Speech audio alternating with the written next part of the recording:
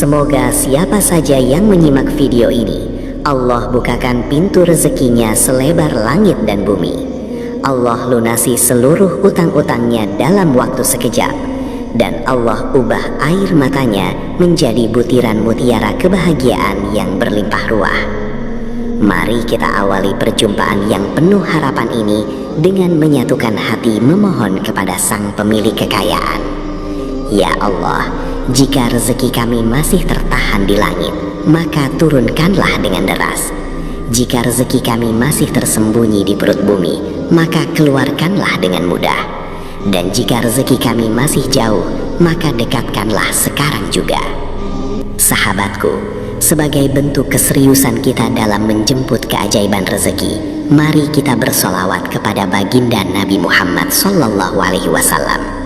Silakan tulis di kolom komentar, Allahumma sholli ala Sayyidina Muhammad wa ala ali Sayyidina Muhammad. Semoga satu komentar solawat yang Anda tulis dengan ikhlas menjadi asbab atau penyebab datangnya pertolongan Allah yang tidak disangka-sangka ke dalam rumah Anda malam ini juga. Sahabat rumah surga yang dicintai Allah, berbicara tentang rezeki yang datang mendadak atau kekayaan yang seolah jatuh dari langit, kita perlu memahami bahwa dalam Islam rezeki itu ada dua macam. Ada rezeki yang didapat karena usaha fisik, dan ada rezeki yang didapat karena ketakwaan dan amalan khusus. Rezeki jenis kedua inilah yang sering disebut sebagai rezeki min haitsu la yahtasib, rezeki dari arah yang tidak disangka-sangka.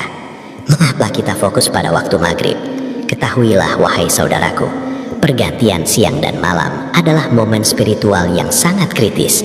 Saat matahari tenggelam, pintu-pintu langit bergeser. Malaikat penjaga siang naik melaporkan amal, dan malaikat penjaga malam turun membawa rahmat. Di titik pertemuan inilah doa-doa memiliki jalur ekspres untuk menembus arsy Allah. Sayangnya, banyak dari kita yang menghabiskan waktu emas ini dengan hal yang sia-sia, mengobrol, menonton televisi, atau sekedar bermain ponsel. Padahal ada satu surah pendek, sangat pendek, dan pasti Anda hafal, yang jika dibacakan sebanyak 11 kali dengan tata cara tertentu, tepat setelah sholat maghrib, ia mampu menjadi magnet uang yang sangat kuat. Getaran dari surah ini mampu memecahkan sumbatan-sumbatan energi negatif yang selama ini menghalangi uang masuk ke rumah Anda. Mari saya ajak Anda menyelami sebuah kisah nyata yang sangat menggugah hati. Sebuah kisah yang mungkin mirip dengan apa yang sedang Anda alami saat ini. Kisah ini terjadi pada seorang kepala keluarga. Sebut saja namanya Bapak Fulan. Beliau adalah orang yang rajin bekerja, namun nasib baik seolah enggan bersahabat dengannya. Usahanya bangkrut, ia tertipu rekan bisnisnya hingga meninggalkan utang yang menumpuk.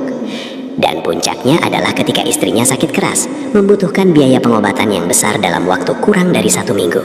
Sore itu, saat matahari mulai condong ke barat dan warna langit berubah menjadi jingga kemerahan, pertanda maghrib akan tiba, Bapak Fulan duduk termenung di teras rumah kontrakannya yang sempit.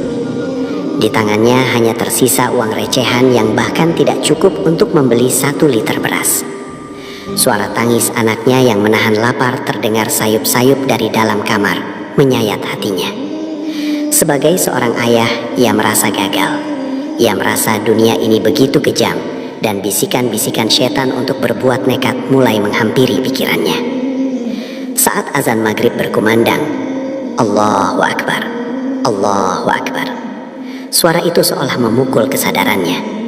Bapak Fulan yang tadinya hampir putus asa, menyeret langkah kakinya yang berat menuju masjid.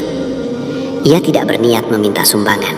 Ia hanya ingin mengadu kepada Tuhannya, pemilik segala perbendaharaan. Ia sholat maghrib dengan air mata yang bercucuran. Setiap bacaan Al-Fatihah ia lafalkan dengan getaran hati yang hancur, terutama pada ayat Iyyaka na'budu wa iyyaka nasta'in. Setelah salat selesai dan jamaah mulai bubar, Bapak Fulan masih duduk terpaku di pojokan masjid, tidak sanggup pulang karena tidak membawa apa-apa untuk anak istrinya. Saat itulah seorang kakek tua yang wajahnya bersih dan bercahaya mendekatinya. Kakek itu bukan orang kaya raya yang memakai jubah emas, melainkan orang biasa, namun memiliki aura ketenangan yang luar biasa. Kakek itu menyapa Bapak Fulan dengan lembut dan bertanya, apa yang membuatnya menangis begitu hebat. Bapak Fulan pun menceritakan kondisi himpitan ekonominya yang sudah di ujung tanduk. Ia bercerita bahwa ia butuh keajaiban dalam waktu 3 atau 4 hari ini. Jika tidak, maka ia tidak tahu bagaimana nasib keluarganya. Sang kakek tersenyum arif, lalu berkata dengan suara yang menenangkan, "Wahai anak muda, ketahuilah bahwa Allah itu maha dekat. Kunci gudang kekayaannya ada di dalam Al-Quran yang sering engkau baca. Apakah engkau mau aku beritahu satu rahasia amalan yang pernah diajarkan oleh para guru terdahulu? Amalan ini ringan di lisan, namun berat timbangannya di arsy Allah. Jika engkau amalkan dengan yakin, tepat setelah sholat maghrib ini, demi Allah yang jiwaku ada di tangannya, engkau akan melihat pertolongan Allah datang sebelum 4 hari berlalu." Mendengar hal itu, mata Bapak Fulan terbelalak. Harapan yang tadinya mati suri, kini mulai menyala kembali. Ia bertanya dengan antusias, "Amalan apakah itu, wahai kakek?" Sang kakek tidak langsung menjawab, melainkan mengingatkan Bapak Fulan tentang sebuah ayat dalam Al-Quran, Surah Ghafir ayat 60, di mana Allah berfirman, "Wa qala rabbukum ud'uni astajib lakum." Artinya, dan Tuhanmu berfirman, "Berdoalah kepadaku, niscaya akan aku perkenankan bagimu." Sang kakek menjelaskan bahwa masalah utama manusia modern adalah mereka berdoa, tapi hati mereka ragu. Mereka membaca ayat suci, tapi pikiran mereka melayang kemana-mana. Untuk menarik rezeki yang besar dan cepat, dibutuhkan fokus energi yang tajam di waktu yang tepat. Dan waktu maghrib adalah waktu di mana hijab atau penghalang antara hamba dan Tuhan menjadi sangat tipis. Sang kakek kemudian mulai membisikkan sebuah surah pendek kepada Bapak Fulan. Surah ini sering kita baca, sering kita dengar, namun jarang kita sadari kekuatan magisnya dalam mendatangkan kekayaan. Kakek itu berpesan agar Bapak Fulan membacanya sebanyak 11 kali, tidak kurang dan tidak lebih, dengan penuh penghayatan tepat setelah selesai wirid sholat maghrib, tanpa berpindah tempat duduk dan tanpa berbicara hal duniawi terlebih dahulu. Ini adalah syarat mutlak. Kakek itu menekankan bahwa angka 11 memiliki rahasia tersendiri dalam numerologi Islam yang berkaitan dengan ahad atau keesaan Allah, dan juga sebagai simbol dari 2 tangan yang menengadah memohon belas kasih. Apa yang terjadi pada Bapak Fulan setelah malam itu sungguh di luar nalar manusia biasa. Sebuah kejadian yang akan membuat bulu kuduk Anda merinding dan semakin yakin akan kebesaran Allah. Namun sebelum kita masuk ke inti dari keajaiban tersebut dan saya bongkar surah apa yang dimaksud, mari kita pahami dulu mengapa banyak orang yang sudah sholat tapi tetap miskin. Mengapa banyak yang sudah berdoa tapi hutang tidak lunas-lunas. Ada satu penyakit batin yang harus dibersihkan terlebih dahulu agar amalan 11 kali bacaan ini bisa bekerja efektif secepat kilat. Penyakit ini sering tidak disadari, namun ia menjadi tembok beton yang menghalangi masuknya uang ke dalam dompet Anda. Sahabat rumah syurga yang dirahmati Allah, mari kita lanjutkan perjalanan batin Bapak Fulan yang malam itu pulang dari masjid dengan membawa secercah harapan yang dititipkan oleh sang kakek misterius. Di sepanjang jalan pulang yang gelap dan remang-remang, hati Bapak Fulan berkecamuk hebat. Ada perang batin antara logika akal sehatnya yang berkata, mana mungkin bacaan pendek 11 kali bisa melunasi hutang puluhan juta, melawan bisikan iman di lubuk hatinya yang berkata, bagi Allah tidak ada yang mustahil, kun fayakun. Sesampainya di rumah, ia melihat istrinya tertidur lelap di samping anak-anaknya dengan wajah kelelahan dan sisa air mata yang mengering di pipi. Pemandangan itu justru memecut semangat Bapak Fulan. Ia bertekad malam ini juga dan malam-malam ke depan ia akan membuktikan janji Allah. Ia tidak akan menyia-nyiakan ijazah amalan maghrib yang baru saja didapatkannya. Ia sadar mungkin ini adalah tali pertolongan terakhir yang Allah ulurkan sebelum ia benar-benar tenggelam dalam lautan keputusasaan. Namun sebelum kita melihat keajaiban apa yang terjadi pada hari keempat, kita harus kembali pada penyakit batin yang sempat disinggung oleh sang kakek tua di masjid tadi. Penyakit ini adalah racun yang paling berbahaya bagi seorang pendoa. Penyakit itu bernama su'uzun billah atau berprasangka buruk kepada Allah. Seringkali tanpa sadar, saat mulut kita komat kamit membaca doa minta rezeki, hati kecil kita justru membisikkan ketidakyakinan. Kita meragukan kekuasaan Allah. Kita berpikir bahwa masalah kita terlalu besar untuk diselesaikan hanya dengan sholat dan doa. Padahal dalam sebuah hadis qudsi yang sangat masyhur, Allah berfirman, "Aku tergantung pada prasangka hambaku kepadaku." Jika kita menyangka Allah akan memberi kekayaan, maka Allah akan beri. Tapi jika kita menyangka, ini mustahil, maka Allah pun akan menjadikan itu bagi kita. Inilah tembok beton penghalang rezeki yang harus dihancurkan Bapak Fulan malam itu. Ia harus menata hatinya agar kosong dari keraguan dan penuh dengan keyakinan total. Malam pertama setelah pertemuan itu, Bapak Fulan melakukan sholat maghrib dengan kekhusyukan yang berbeda. Ia tidak lagi sholat seperti robot yang hanya menggugurkan kewajiban. Selesai salam, ia tidak langsung beranjak. Ia duduk bersila, menenangkan napasnya, lalu mulai membaca surah pendek tersebut sebanyak 11 kali. Setiap kali bacaan itu terucap dari lisannya, ia bayangkan seolah-olah pintu langit terbuka dan malaikat turun membawa pundi-pundi rezeki. Anehnya, setelah selesai membaca 11 kali, belum ada uang yang jatuh dari atap.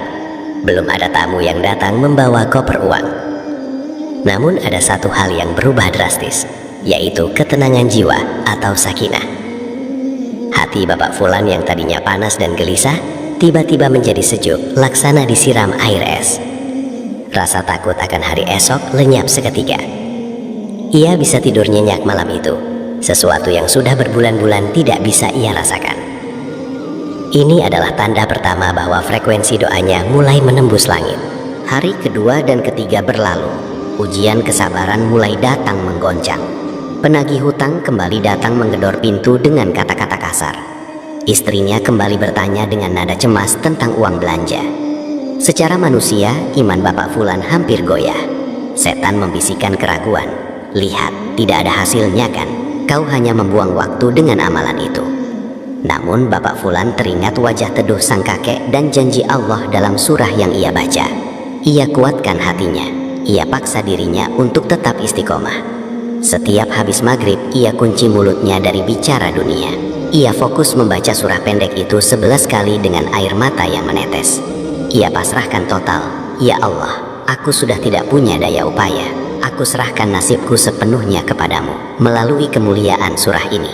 Dan tibalah hari keempat, hari penentuan di mana tenggat waktu pembayaran hutang jatuh tempo.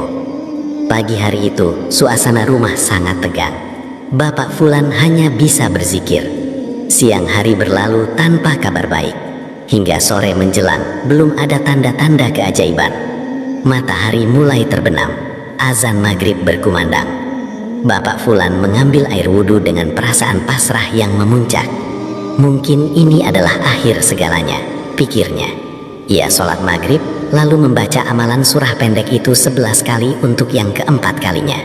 Selesai membaca, ia berdoa, "Ya Allah, hamba sudah penuhi panggilanmu.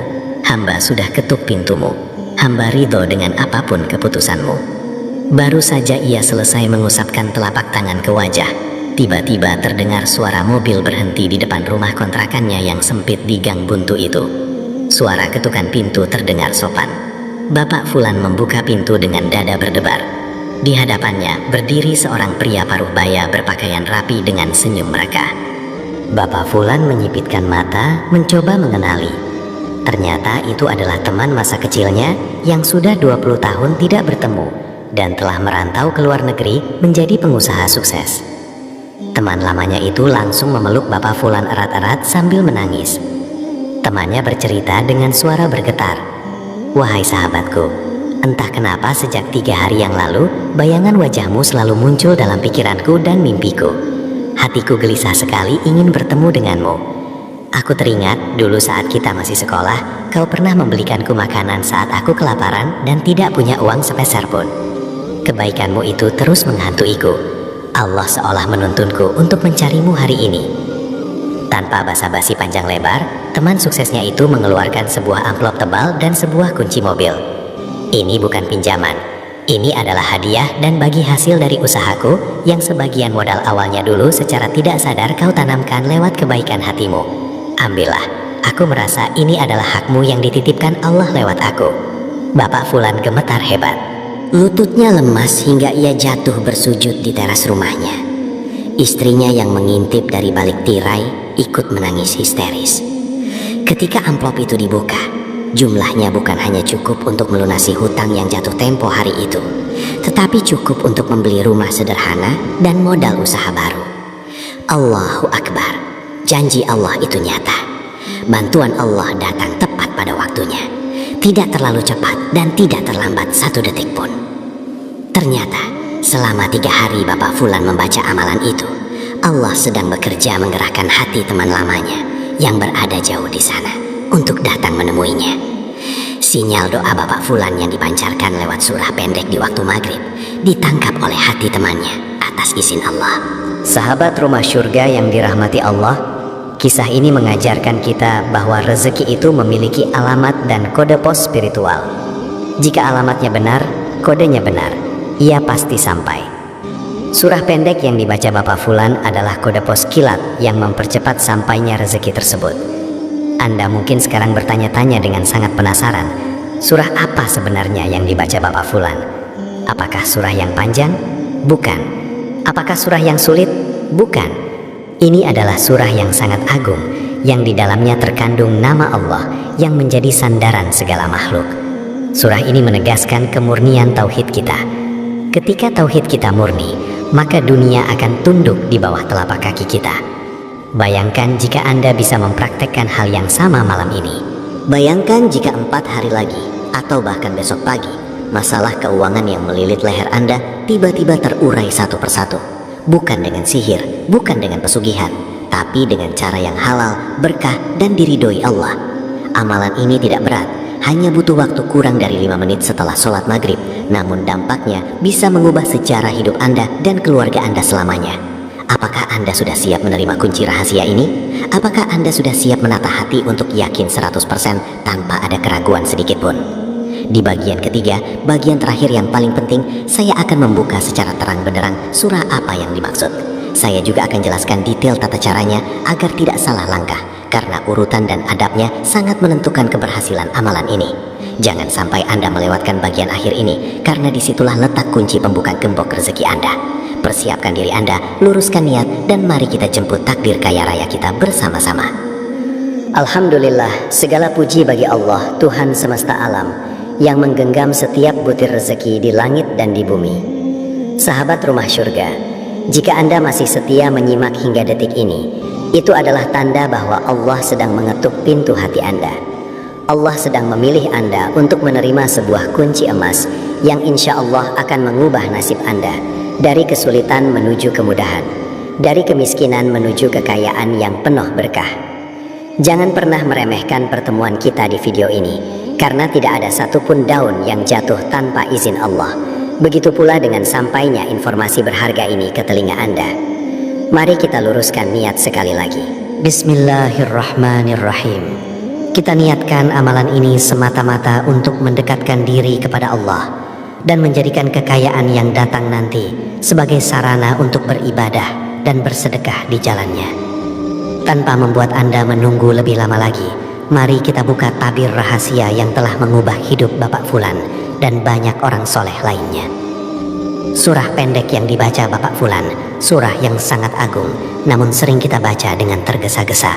Surah yang menjadi magnet rezeki tercepat jika dibaca di waktu maghrib sebanyak 11 kali adalah surah Al-Ikhlas. Benar, surah Qul Huwallahu Ahad. Mungkin Anda terkejut, mungkin Anda bertanya, hanya itu?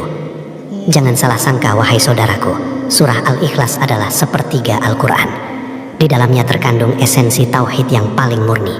Ketika Anda membaca Al-Ikhlas dengan pemahaman yang benar, Anda sedang menyatukan frekuensi diri Anda dengan Zat yang Maha Kaya, Zat yang Maha Tunggal, dan Zat yang Maha menjadi tempat bergantung. Perhatikan baik-baik tata cara atau kaifiah pengamalannya agar hasilnya maksimal dan meledak seperti yang dialami Bapak Fulan. Pertama, waktunya. Tepat setelah selesai sholat fardu maghrib. Mengapa maghrib? Karena saat itu adalah perpindahan energi siang ke malam, saat dimana hati manusia cenderung tenang namun rawan gelisah. Anda harus menanamkan ketenangan ilahiyah di momen itu. Kedua, adab. Setelah salam, jangan dulu beranjak dari sajadah, jangan dulu memegang handphone, dan jangan dulu berbicara hal duniawi dengan siapapun. Pertahankan posisi duduk Anda. Ketiga, pembukaan. Mulailah dengan membaca istighfar 3 kali untuk membersihkan dosa, lalu bacalah sholawat Nabi 3 kali untuk menyambung sanad doa.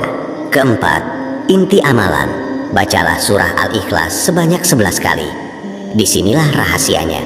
Jangan membacanya seperti burung beo yang hanya komat kamit di bibir. Bacalah dengan teknik tadabbur rasa.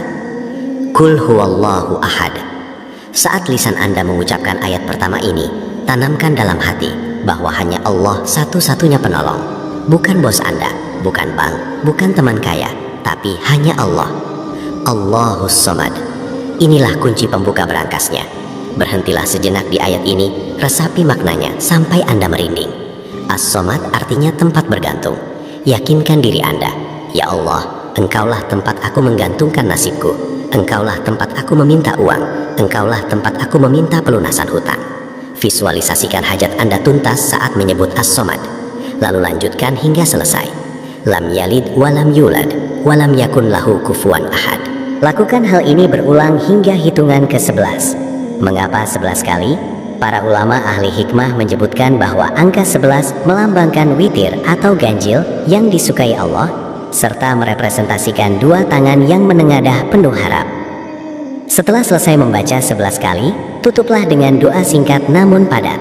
Ya Allah, ya Ahad, ya Somad, dengan berkah surah Al-Ikhlas ini, cukupkanlah aku dengan kekayaan-Mu yang tak habis-habis, dan jadikanlah rezeki ini datang kepadaku semudah Engkau membolak-balikan siang dan malam. Landasan dalil dari keutamaan surah Al-Ikhlas untuk kekayaan sangatlah kuat. Ada sebuah riwayat hadis yang menceritakan seorang sahabat bernama Sahal bin Sa'ad yang datang mengadu kepada Rasulullah Shallallahu Alaihi Wasallam karena kefakiran dan sempitnya rezeki. Maka Rasulullah bersabda kepadanya, apabila engkau masuk ke rumahmu, maka ucapkanlah salam jika di dalamnya ada orang. Dan jika tidak ada orang, maka ucapkanlah salam untuk dirimu sendiri dan bacalah Qul huwallahu ahad 1 kali. Sahabat tersebut kemudian mengamalkannya dengan tekun. Apa yang terjadi? Allah melimpahkan rezeki baginya hingga meluber keluar rumahnya, sampai-sampai ia bisa membagikan rezekinya kepada tetangga-tetangganya. Jika membaca 1 kali saat masuk rumah saja bisa membuat rezeki meluber hingga ke tetangga, bayangkan dahsyatnya energi yang terkumpul jika Anda membacanya 11 kali di waktu mustajab setelah maghrib dengan kehusyukan penuh. Ini adalah akselerasi atau percepatan spiritual. Bapak Fulan dalam kisah tadi berhasil karena ia menggabungkan waktu mustajab maghrib, jumlah bilangan yang pas 11 kali, dan kondisi hati yang pasrah total, the power of surrender. Ketika kita melepaskan kemelekatan hati pada makhluk dan hanya bergantung pada Allahus Samad, maka dunia akan mengejar kita dalam keadaan tunduk. Hukum alam semesta akan bekerja melayani hamba yang dicintai rajanya. Pelajaran terbesar yang bisa kita ambil hari ini adalah tentang keyakinan. Seringkali amalan kita tidak bekerja, bukan karena amalannya yang salah, tapi karena wadah hati kita yang bocor oleh keraguan. Kita membaca Allah, tapi hati kita masih berharap pada pinjaman manusia. Kita membaca Allah Maha Kaya, tapi pikiran kita masih takut besok tidak bisa makan. Mulai hari ini, tambal kebocoran itu. Amalan maghrib ini adalah latihan mental untuk memindahkan sandaran hati kita selama 4 hari ke depan, atau bahkan 40 hari ke depan. Jadikan ini sebagai rutinitas wajib yang tidak boleh ditinggalkan. Anggap saja ini adalah meeting eksklusif Anda dengan Sang Maha Pemberi Rezeki. Sahabatku, Allah tidak menciptakan Anda untuk hidup menderita. Kemiskinan adalah ujian, namun kekayaan juga adalah ujian. Pilihan ada di tangan kita. Apakah kita mau terus meratapi nasib atau bangkit menjemput takdir terbaik dengan cara-cara yang Allah ridhoi? Ingatlah, uang 100 juta, 1 miliar, bahkan triliunan bagi Allah hanyalah debu yang mudah diterbangkan. Jika Allah berkehendak kun, maka fayakun, jadilah. Maka tugas kita hanyalah memantaskan diri. Bersihkan hati dari iri dengki, perbaiki hubungan dengan orang tua, perbanyak sedekah walau hanya dengan senyuman, dan hiasi waktu maghrib Anda dengan lantunan Al-Ikhlas yang tulus. Saya menantang Anda, iya, Anda yang sedang menatap layar ini dengan penuh harapan. Jangan biarkan ilmu ini menguap begitu saja. Jangan biarkan video ini hanya menjadi tontonan pengisi waktu luang. Jadikan ini titik balik. Nanti sore, saat matahari terbenam, jadilah orang yang berbeda. Jadilah seperti Bapak Fulan yang mengetuk pintu langit dengan air mata dan keyakinan. Saya yakin, hakul yakin, jika Anda bersungguh-sungguh, tidak sampai 4 hari, kabar gembira itu akan datang. Entah itu hutang yang tiba-tiba ada yang melunasi, dagangan yang ludas terjual, atau pekerjaan impian yang menghampiri. Mari kita tutup dengan keyakinan penuh bahwa hari esok akan jauh lebih cerah, lebih berkah, dan lebih kaya dari hari ini. Sampai jumpa di video keajaiban rezeki berikutnya. Wassalamualaikum warahmatullahi wabarakatuh.